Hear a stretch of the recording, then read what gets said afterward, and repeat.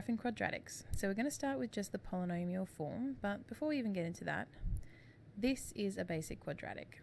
They are symmetrical, which means that if I split them at the turning point and folded it in half, they would lay on top of each other exactly. So they are symmetrical graphs. And this is our absolute basic one, y equals x squared. This is a page of everything I want whenever you graph a quadratic graph or a parabola. Parabola is just the word for a quadratic graph. Okay, so you need to find the y-intercept, generally very straightforward. The x-intercept, we can find it generally by factorizing, but you can use the quadratic formula, completing the square and rearranging, any method that you want that we've learnt so far. And the turning point. There's 3 methods. We're going to focus on 2 for this PowerPoint, and we'll talk about the third on the next one. Okay, but before we even get into graphing them, because of that symmetrical process, the turning point with the axes of symmetry, that's what we want to talk about. That axis of symmetry is written as x equals a number, because that is the line where it is symmetrical, where if I folded it in half, it would lay on top of each other perfectly. So here we've got a graph where we can see one of our x-intercepts is at -2, and the other one is at 4.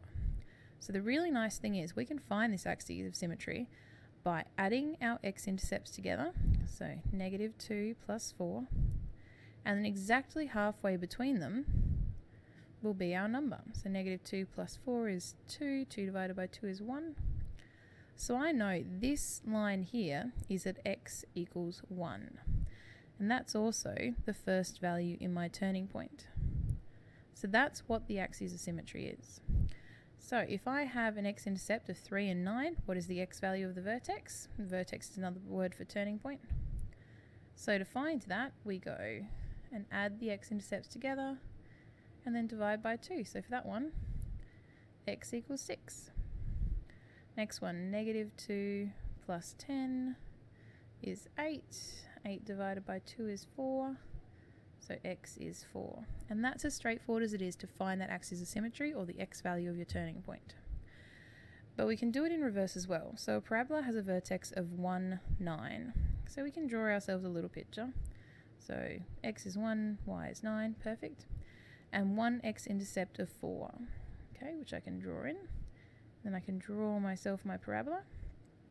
Okay, I want to find out what the other x-intercept is.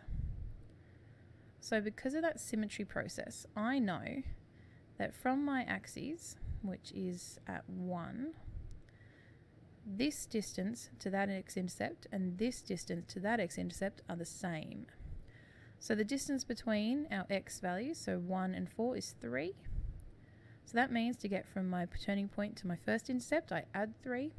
To get from my turning point to my other intercept, I minus 3, which gets me to -2. So my other x-intercept is at -2. You don't always have to draw the picture, but it does make it more helpful sometimes.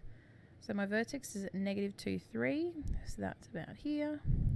One of my x-intercepts is at 5. Oh, that was drawn poorly.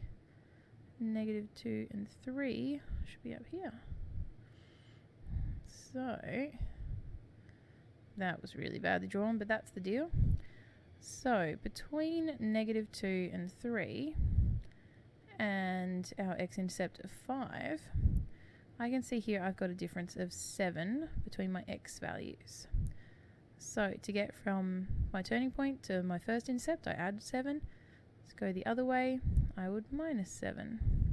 So -2 minus 7, -9 is my other x-intercept. Try those out, 3F, page 109, questions 1 and 2.